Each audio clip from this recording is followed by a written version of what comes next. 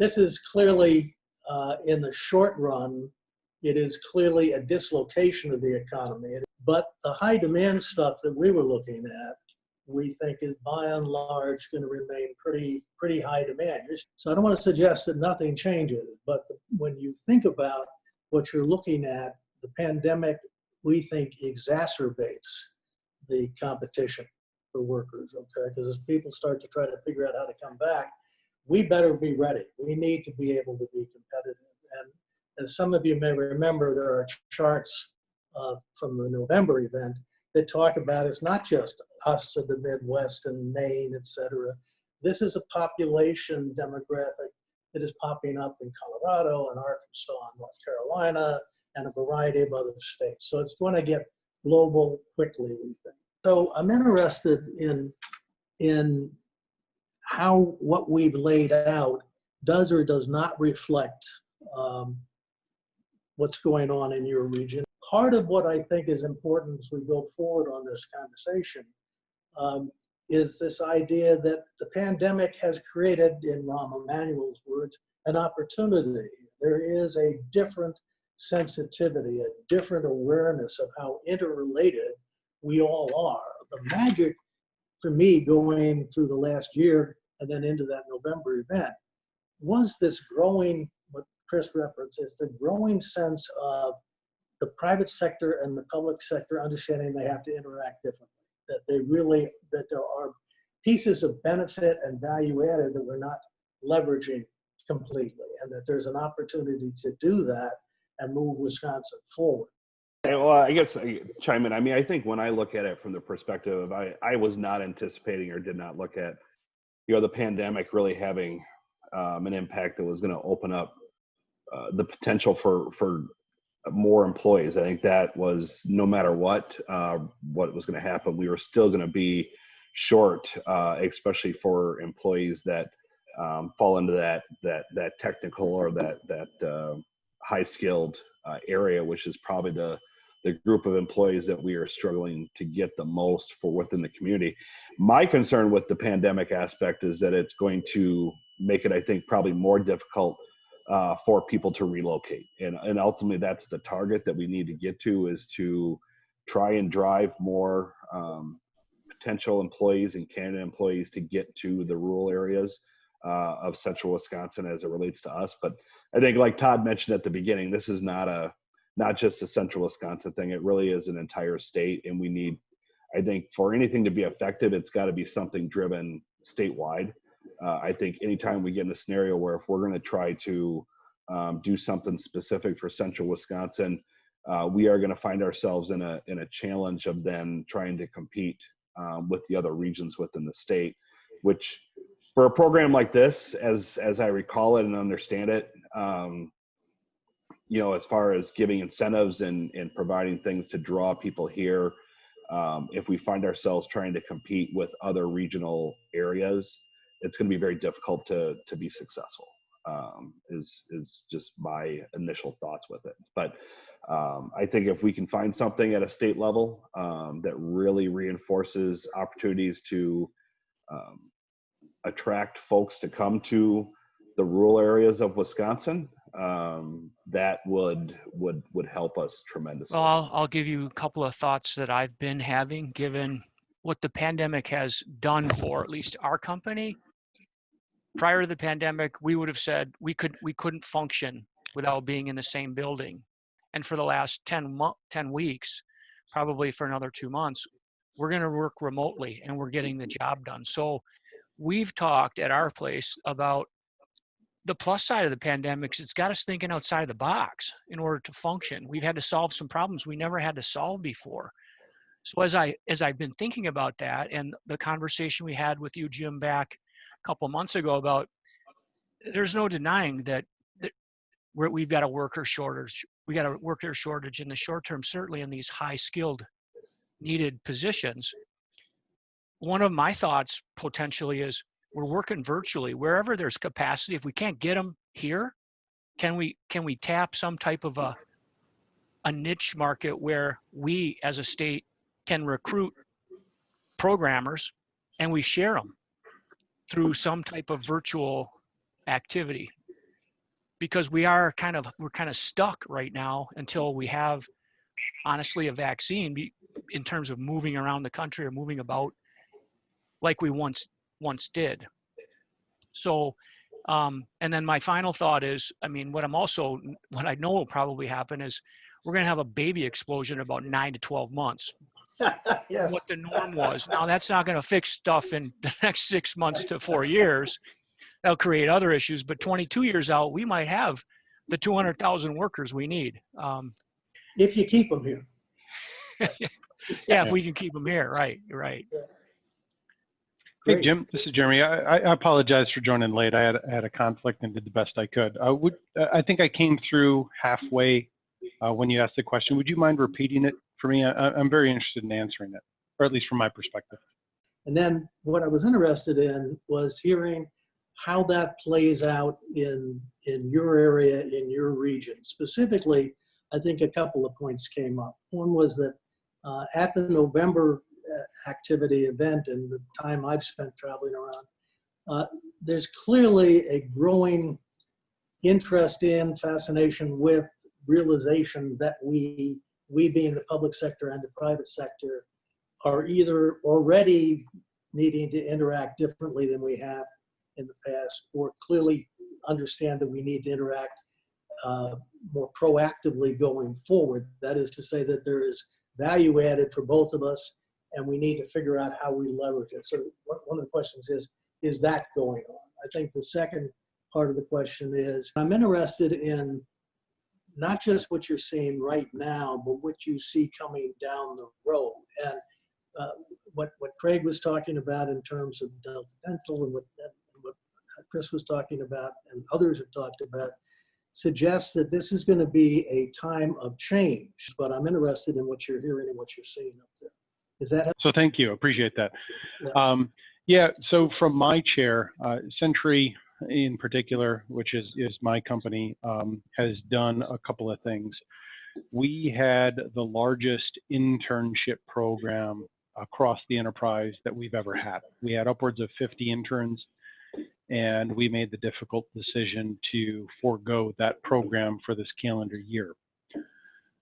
We've got a robust program. It's great. I was an intern at one point, and it was terrible, to be honest with you. So it pales in comparison to the program we have now. So it was a difficult decision nonetheless. That has unfortunately placed a lot of our hiring of software developers at a disadvantage, where we have areas that are, for all intents and purposes, down 15 or more resources. And, you know, just given the expense situation associated with the economy and investments in the insurance space, it's difficult to kind of project what we will be able to hire for. There is no doubt in my mind, as well as others, that there is a definitive need in the software engineering space, as well as some others such as business analysts and quality testers. But I think part of the challenge that we have is we've been remote roughly since this has began. Our expectation as an IT organization is to remain remote for an extended period of time. And I guess to kind of further elaborate on that, we're looking to continue to work remotely as a larger operation through the month of July. We have a soft, albeit incredibly optimistic date of July 6th for a potential return to office, likely very measured, very phased, but we are making preparations for not only to remain remote through the month of July, but also potentially through the month of October. We made the decision to onboard a number of resources who we had already made offers to prior to the health crisis, and we're targeting that for late June. It's a shift.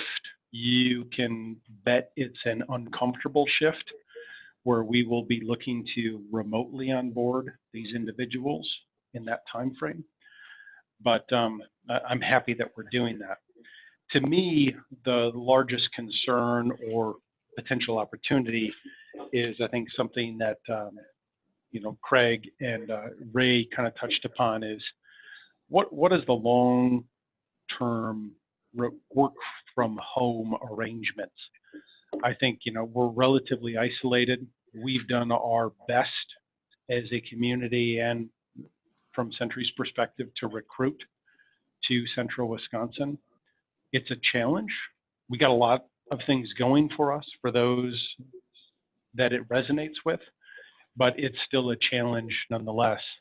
And I think part of the opportunity and challenge that we have is if our competitors, such as American Family or Liberty, for example, expand their work from home program, the region no longer matters because people can work from wherever they happen to be located. My department in particular has a resource that was originally, two resources that were originally located out of Central Wisconsin, one of which works remotely for us from Philadelphia, another which works remotely from us from Austin. Both hotbeds for technology, yet they still remain with us. And so my primary concern from a recruitment standpoint is, what is the level of competition that now ensues? Because we've been relatively insulated for what we've competed against or with relative to Central Wisconsin. And now suddenly our region just became more virtual and thus larger. I think part of the other challenge that we have is when you take a look at the educational institutions like a mid-state, North Central Technical College, or, in our case, the university, what does this do to enrollment and our ability to source, which we do quite heavily and have done so successfully in the past from those campuses? Right. Okay. So let me, this is excellent input. The guy who did most of the work for us at Deloitte is the team leader. There's a guy named Darren Buell. Darren's a principal there. His major assignment has been location siting for major corporations, et cetera, around the globe. We spent a good hour and some talking earlier this week prior to this call.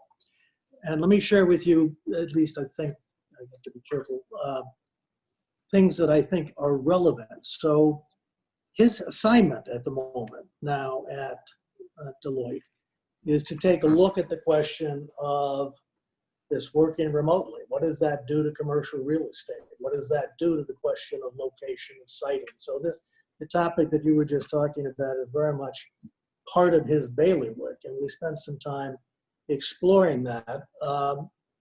He is, I think, at the moment more persuaded that that the long-term impact will be significant. I think we're both unclear on how rapidly it becomes significant. I think that the conversations worth having are that the human desire to coagulate or commingle, however you want to describe that, is stronger than people tend to give it credit for. And one of the issues, at the risk of getting into the weeds, is whether or not you can get the full benefits of all of this critical thinking that we claim we want from the educational community, et cetera, and the training, if you never put people together in a face-to-face situation. So what starts to emerge in that conversation is a discussion about a mixed experience. And those of you in the educational community know that that's part of what's going on at the college level and the universities and tech schools as well, is if not an either or, it is how do we put these pieces together. So Michael Crow at Arizona State University has had a lot of experience in this. And there's some interesting work going on there that I think is relevant. So I want to make that observation. The second observation I would make is that we have always said that Wisconsin doesn't win bidding wars, okay? It's the reason that sustainability is hugely important. One of the great strengths we have is that we have multiple markets. We have 16 markets in this state that have one or more major employers, a mature educational infrastructure, a heritage of strong work ethic, and are close for part of a rural community. Those are all magic ingredients. And so when we start talking about remote work, one of the things it seems to me we want to put on the table to talk about is how do we make Wisconsin attractive to remote workers? So Vermont is doing that, okay? They'll pay you, come to Vermont, they'll give you 10 grand to just move to Vermont. You don't have to work at a Vermont company. You can come there and work remotely. My objective is that everything we do has got to be about producing residential workers, okay? I don't care if they work remotely for Minnesota, but they got to be in Wisconsin, paying taxes in Wisconsin and helping us build with their families or whatever else the workforce that we need here.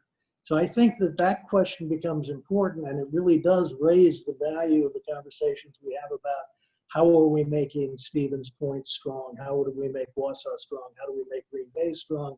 And on around the state. And we have a lot going for us there if we can figure out how to make that collaboration work. So in addition, the question of enrollment, I think is going to be one of these critical issues. This isn't just a matter of figuring out what we go to the legislature and ask for. It is a matter of us collectively figuring out whether we're in the private sector or the public sector, how we get value added here in a particular fashion. Part of the challenge, I think, with the educational business plan for the past decade has been how we amortize cost, right? For a variety of reasons, the educational community wants its money up front, and the value added doesn't get recognized by the person who is getting the value added until they can be in the workplace. Okay?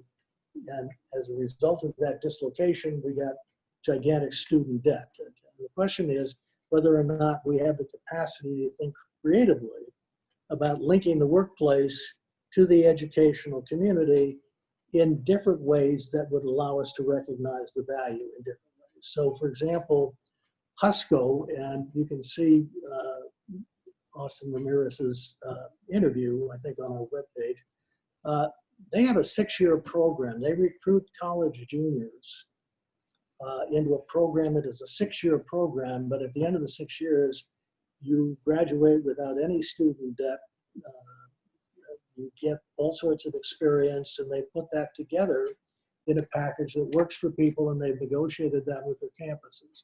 Long way around, I think that part of the magic of this sort of process is that we can talk to each other and see what other people are doing and think a little bit about whether or not there's something the private sector can do differently vis-a-vis the educational community and on across the board. And those conversations are already going on. I want to, any other comments in terms of how you see what we've been talking about playing out in your area?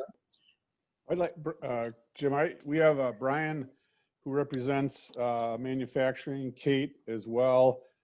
Jeremy's with ag, Lisa crosses all spectrums with what they do in terms of staffing, and Craig, of course, representing education. What are some of your thoughts on what Jim and others have talked about?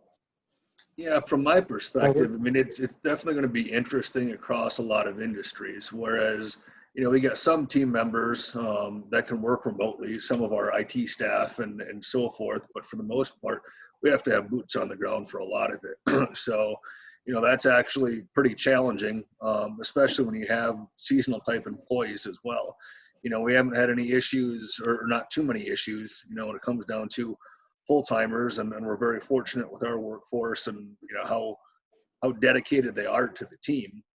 You know, that being said, there's been, I think that one thing that this has brought up, and it can make a lot of other team members more comfortable, is utilizing technology. And I think it's, you know, we'll see an evolution of the school systems, you know, tech schools or whatnot, even from a training perspective. You know, we've worked with Midstate in the past to do some training for our team members, and a lot of that in person, which, you know, I'm sure this will all get back on track eventually, but it'll be interesting to see how that can shift, and, you know, what other training can be for that.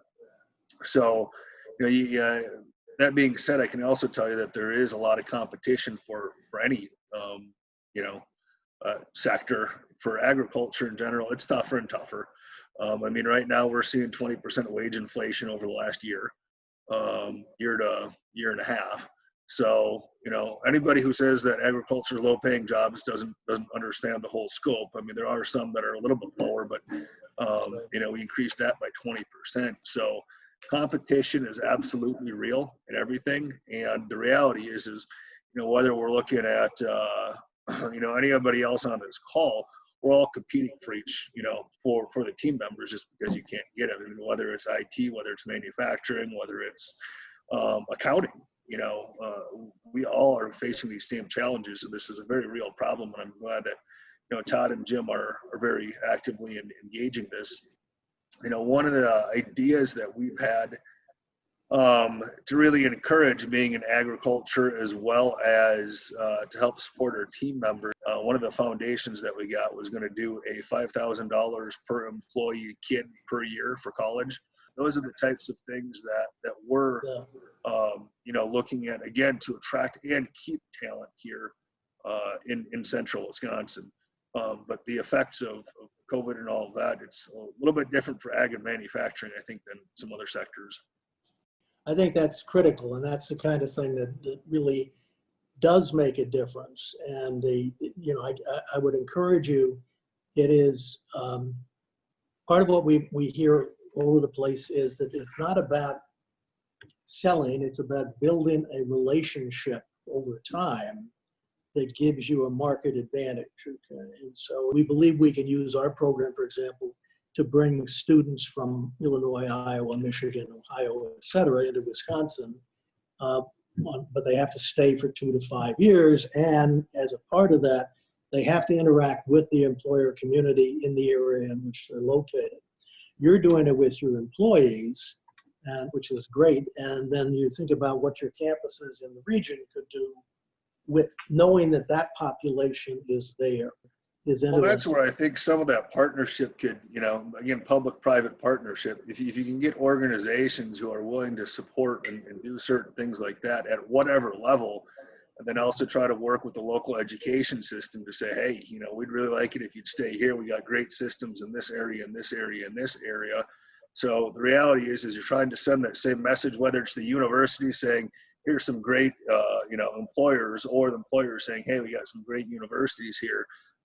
That can support each other and have it so that you almost get a unified marketing front to start pulling them from other areas. Well, one of the things that Darren said was he thinks that Wisconsin actually has an advantage. He thinks that the fear factor is going to be a major element going forward. And that he said, it's not the right bumper sticker, he says, but, move to Wisconsin and be safe is a concept. And the part of what's interesting about that is we had started separately to look at the potential impact for rural areas, particularly those surrounding the major urban areas in the state.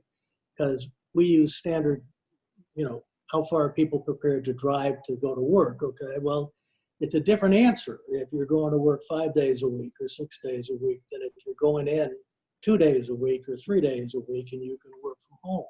You pick up an extra 20 to 30 miles or whatever it may be, that changes the marketplace. And so it's the kind of thing, again, that you at least want to start looking at and say, maybe that's the piece, or maybe, where do you go with that particular concept? So, if I could just jump in from the educational side real quick. Yeah. As of right now, we are looking at approximately a 20% decline in enrollment for the fall compared to where we should be. What the pandemic has done, though, has really forced us to get innovative in our programming. So 80% of our programs are now offered completely online in order for the students to finish up the semester, and they will continue to be offered in that format. At the same time, we do want to offer still the face-to-face when appropriate. Mm-hmm. You had mentioned about a HUSCO's program to eliminate student debt over a 6-year time. Midstate for the last probably 5 years has been offering a sponsor a scholar program. And basically what that is the employer will come in, pick a student, gets to interview, so they get to choose whoever that student is and whatever program that they're looking for, signs a contract with that student. So the student is working for that employer while they're going to school. The employer is paying the tuition, and then for whatever determined amount of time afterwards, the student has to work for that employer until that contract expires, and at which time, if they leave beforehand, they'll have to repay that tuition to the employer. So we do have some of those programs currently available. Yeah, and let me say that I know that, and I guess what I'm suggesting is we need more of them, and I think that the issue going forward is in this collaborative work to be asking ourselves, we lose a great deal if we lose our educational infrastructure, okay? But like everything else, we need to think about it differently in this day and age in terms of how we interact and what does that look like and what does the product line look like and what's the business plan work, okay? And I think this is going to be a difficult time on the balance sheets, but it is also a time to be saying, okay, but where are we going here? I mean, my personal note, my worry is that we need to, and I'm really happy with your comment, the danger is that we approach the issue as how do we turn the lights off and reduce the cost, as opposed to how do we seize this moment and produce a better set of products and a better set of relationships that guarantee or give us a vision for the next 10 to 20 years that's going to work. And I think, you know, there's a lot of really great stuff going on in the state, and we need to make sure we don't lose that as we go forward here. Personal opinion. One other comment that I'd have, with the school systems and all that, and this gets into, I guess, infrastructure, but there are a lot of folks in the rural areas who would love to be taking online courses and that kind of thing, is if they had the capabilities with internet and all the rest of the resources. Right. So I think that hopefully from a state level and local community level, a lot of that stuff gets pushed, even harder than it currently is.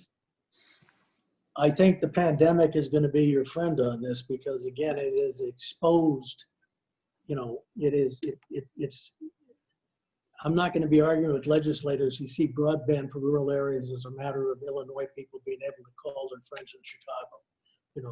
They're going to see it as essential to the community, as essential to the state.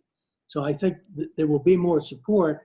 I think the question is going to be, again, how do we pay for it? And so we need to be thinking about value added and how do we quantify and monetize that value in a fashion that enables us to move forward more quickly. Brian, I'm gonna call you out because you're on the Synergy board, and we've had some conversations. So what are your thoughts about some of the things we're talking about this afternoon? Well, I mean, obviously there's a lot to like what I'm hearing, and everybody is seemingly on the right page. Jeremy hit a lot of the points in his discussion about the situation on the ag side that's analogous to what we have on the manufacturing side. It's a body issue. I think we're viewing COVID as being a short-term to mid-term issue. I think the long-term demographic issues are a huge problem for us. And I call it an existential problem, and I don't think a lot of people see it as that. And I think we need to wake up sooner rather than later and see it as an existential problem. Remote workforce does indeed help a bit, but as a manufacturer, we need to have people on our shop floor putting product together. And I don't consider training to be a major issue because we'll happily take a good person with a good work ethic and train up the skills. We're happy to make that investment. So we need to concentrate on getting bodies. And frankly, I'm not all that firm a believer in the mantra that I hear at the state level of a rising tide floats all boats. I just don't simply believe that's true in rural sections of the state. If you look at the demographic population, net population gains, they've been in the the southeast part of the state. They've been around Dane County, and they've been, in the Hudson just outside of Minneapolis area.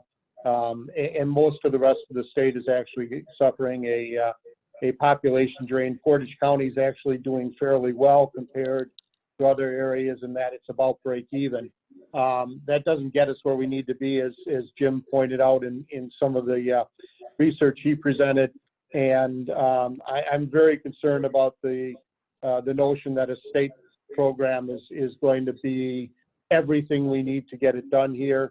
And as a relatively smaller company, we don't have the wherewithal to do the recruiting that a larger entity might have to do it on their own. So we need some kind of mechanism to be able to have a general way to get more than our fair share of population increases that might be driven by any kind of programming we come up with. Let me ask you a question, Brad. So we've spent a lot of time in this state working around the concept of doing more with what you got, okay? And so we have, we've reached out to recidivism as an opportunity. We've gone after vets. We've gone after graduates who've left the state and see if we can't get them back in here, all of which are valuable. They're insufficient. They won't produce the bodies we need.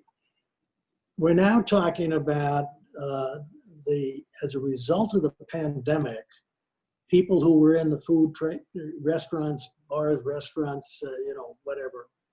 There's clearly going to be some fallout in that population where their jobs are not going to be there. Is anybody talking about whether or not that's a population we could be looking at or should be looking at, whether it's for mid-state or it's for some other, or it's for an employer to be looking at? Has anybody talked about that? Well, I apologize. My screen has a baby. I have no one else to care for. Never apologize. Never apologize for a baby. That's pretty cute. Sorry, she didn't like being on the floor. Well, so you bring up a good point, because as it was already mentioned, Brian, I work at Key Mobility. We're a mid-sized manufacturing facility. As it was mentioned, bodies are a problem. Now, obviously, prior to this, it was always a wage war. How much could you pay the person? You got that body. When you bring up a good point, while I hate to see, retail and restaurants fail, a lot of the bodies that we're looking for are the entry level. We're looking for, the people that we can train, put on the assembly line to fill, spots on a flow line. And those people would fit the bill. We don't require a lot of build experience or anything like that. It's just someone who's willing to, learn how to use some fairly hand tools, drills and whatnot, and they could fill some of those roles. So, offering, whether it is through mid-state or some other program, even just entry level, learn how to read work instruction, understand how to use hand tools, those type of beginner level classes that could be offered would set them up to be able to get manufacturing jobs at our facility. Okay. Yeah, this is Brian again. My tech, Wausau Window and Wall Systems, and I think a couple other companies have a kind of an interesting program at NTC. And I know Midstate offers some of those things, but maybe not in as much of a kind of a bundled package. But it's basically almost an intro to manufacturing. It's to get people comfortable with the notion of manufacturing who maybe have not had exposure to it or have a bad perception of it. And something like that is definitely a way to cover what Kate's talking about, that getting people that kind of basic. It's almost more of a comfort level, I think, in manufacturing than even a skill set that we need, because, like I said, we can bridge the skills gap. What we need is the people who are willing to actually do it. Interesting. Okay, that's helpful. Yeah, you were right I wish on. I remember the name of the NTC program. It's called Move to Manufacturing. Yeah, It was exactly, sponsored. Yeah, there's 4 or 5 employers that have sponsored that. The way it works is that you take an online series of courses. You go in and you do some lab work. And then at the completion of the program, you get a guaranteed interview with these 4 companies or 5 companies, whichever ones are currently sponsoring it. We've looked at doing something similar at Midstate. We're in the process, as everyone I believe knows, of putting in a manufacturing center in Stevens Point. Once that is completed, or once we get moving more towards that, it's pretty much on hold at the moment. We were looking at the certified production technician that's offered through MSSC. I don't know if anyone's familiar with that, but it's basically 7 different modules that they can do either online or in person to get this nationally recognized credential. I know Harley Davidson uses it, some other national employers. Just again, for people who have no experience whatsoever in manufacturing, but just maybe looking to move into those fields. So just know that that is something that is on our radar. I was actually going to ask Craig to call out that, because you guys presented that program to the Portage County Business Council. And then also, Jim, your point about that was on my pad to bring forward.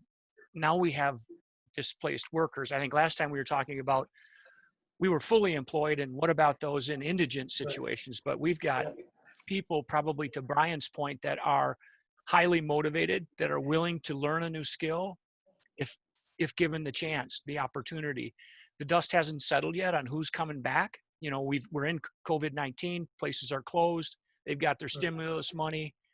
Some won't come back into business, and then those are the folks that are certainly, we could proactively perhaps, and I don't know if you can get your hands on unemployment records. Yeah, I think that's another one of those areas where we're going to need to be creative about how we go about doing it. Let me, on that note, and I know that we're about to run out of time here, so let me, and I've told Todd this, I'm a pain in the butt. I'll show up anywhere, anytime, and talk to people. So you can put together these things and I'll show up and participate. Thank you for your time. But we've talked about this collaboration, and there is a lot of good stuff going on. You guys have mentioned just in this conversation this afternoon, 6 different things that you're doing in different places, at different things, in different relationships. The intersection between the public and private sector, trying to address productivity, trying to address quality of life in your communities is a critical focal point going forward. If you would think about what you have at your institution or in your community or in your job that's interesting, that you think is, boy, that's innovative, it's working, we think it's going well or whatever, just write down, just make a note on it, a 2-sentence, a 3-sentence thing, and then we can talk about that. And if they've got materials at some point down the road, hopefully we can make that part of our website so that people understand that these things are out there, that it's not like we're starting from scratch. There's a world of people out there, there's a world of talent out there, and there's a world of ideas out there. So I think that's really valuable stuff, and anything you can do to raise our awareness of those programs would be great. On that note, Todd, I'm going to throw it back to you, because my experience has been if we tell people an hour and we keep it to an hour, they come back the next time. The one note before I give it back to you, okay. I did send Todd this morning a list of possible support activities, and the issue for us is we need for this to be more visible. We need for people to be saying, so their friends and neighbors can see them saying it. This is a conversation we need to be having in Wisconsin. These are the right things to be focused on. And so I'll turn it back to you, Todd. Yeah, there was actually, there was a spy from the Eau Claire area and a spy from the Madison area that wanted to join in on the call. And I said, well, to be fair to the people on the call, I didn't want to necessarily throw that into the mix, but there are other parts of the state who are interested in having these same sorts of conversations and trying to figure out what next steps are, whether it's statements of support or more Zoom meetings or forming a support team, maybe resolutions of support from county, city, village, etc. So I'll send that document out after this meeting. And I think also it'd be important to share your thoughts. If you didn't have a chance, I apologize based on time. If you didn't have a chance here to do it, please share those thoughts with all of us, or especially with Jim. So as he starts talking to other communities, to get this ball moving. So I guess, Jim, you and I will continue to talk as we have, kind of figure out Right. what you think the next best steps are. Maybe it's getting this handful of people with a handful of people from Eau Claire and Madison and other groups. But we know this is a challenge, and I certainly appreciate everybody's time in the midst of trying to get your businesses reopened and taking care of babies and all the different things that are we always give Kate a hard time, that are going on here. Jim, any All of final the thoughts above. from you? No, I just want to say thank you very, very much. I wish everybody a happy Memorial's Day. We will be back in touch one way or the other. And as Todd has said, sessions like these are being scheduled now in the Eau Claire area, and La Crosse area, and in the Dane County area, the Brown County area, Waukesha, et cetera. So we are starting down this road, and we need that echo chamber. We need to hear the voices and the activity. So thank you again very, very much. And I want to call out Todd, because Todd's been really great about working on this and helping put it together. So thank you very much. Well, Appreciate thank you. You made me nervous there for a second calling me out, but thanks everybody, and we'll keep you in the loop and keep this process moving forward. Appreciate it.